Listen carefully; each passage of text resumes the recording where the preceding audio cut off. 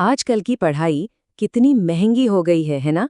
School की fees, tuition और पता नहीं क्या-क्या लाखों रुपए लग जाते हैं। पर जरा सोचिए, क्या होता अगर दुनिया की सबसे अच्छी, सबसे बेहतरीन शिक्षा के लिए कोई कीमत ही ना चुकानी पड़ती?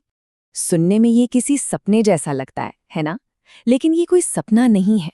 ये एक हकीकत थी, और वो भी हमारे ही देश में। एक ऐसी शिक्षा व्यवस्था जहां ज्ञान को अनमोल माना जाता था और इसीलिए उसकी कोई कीमत नहीं थी। जी हाँ, प्राचीन भारत में एक ऐसी ही व्यवस्था थी और इसे कहते थे गुरुकुल। ये सिर्फ स्कूल नहीं था, ये एक ऐसी जगह थी जहां शिक्षा दिमाग में भरी नहीं बल्कि जिंदगी में उतारी जाती थी। तो चलिए इस गुरुकुल व्यवस्था को और करीब से समझने के लिए इसका एक बहुत ही शानदार उदाहरण देखते हैं। एक ऐसी जगह का जहां देवता और इंसान सब एक साथ पढ़ा करते थे। हम बात कर रहे हैं मध्य प्रदेश के उज्जैन में मौजूद प्रसिद्ध संदीपनी आश्रम की। ये सिर्फ एक इमारत नहीं है, ये उस महान शिक्षा परंपरा का जीता जागता सबूत है। यही वो जगह है जहां भगवान श्री कृष्ण, उनके भाई बलराम और एक बेहद साधारण परिवार से आने वाले सुदामा एक साथ कंधे से कंधा मिलाकर पढ़ते थे। सोचिए, यहाँ राजा और रंक में कोई फर्क नहीं था, सबके सब सिर्फ शिष्य थे। और उनका क्लासरूम कोई 4 दीवारों वाला कमरा नहीं, बल्कि पूरा जंगल ही उनका क्लासरूम था। उनकी पढ़ाई सिर्फ किताबों तक ही सीमित नहीं थी, बल्कि असल में जीवन जीने की कला थी। वो अपने गुरु के साथ रहते, काम करते और सीधे प्रकृति से सीखते थे। तो आखिर ऐसा क्या खास था इस गुरुकुल व्यवस्था में? वो कौन से मूल सिद्धांत थे जो इसे इतना असाधारण बनाते थे?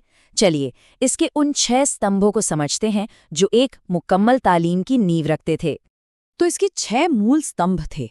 सबसे पहला, आवासीय शिक्षा, मतलब छात्र अपने गुरु के घर पर ही रहते थे ताकि उनका चरित्र गुरु की देखरेख में हर पल ढल सके। दूसरा, और ये बहुत खास है, निःशुल्क शिक्षा।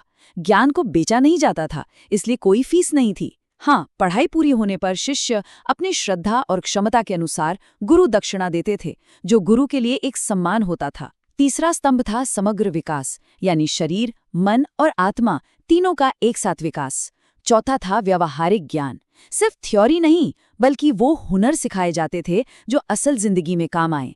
पांचवा था प्रकृति से सीखना, क्योंकि माना जाता था कि प्रकृति से बड़ा कोई टीचर नहीं है। और छठा, जो शायद सबसे जरूरी है, वो थी समानता।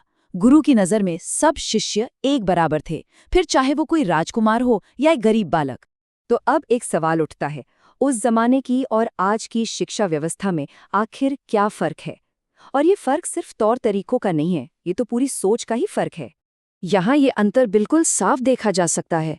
एक तरफ है आज की व्यवस्था जिसका सारा जोर मार्क्स, कंपटीशन और प्रेशर पर है।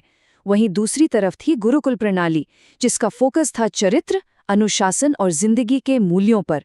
सीधे शब्दों में कहें तो एक सिस्टम इम्तिहान पास करना सिखाता है तो दूसरा जिंदगी जीना सिखाता था। और शायद यही सबसे बड़ी वजह है कि उस दौर के छात्र सिर्फ पढ़े लिखे नहीं होते थे, बल्कि वो एक महान शख्सियत बनकर निकलते थे। उनकी तालीम उन्हें सिर्फ काबिल नहीं, एक बेहतर इंसान भी बनाती थी।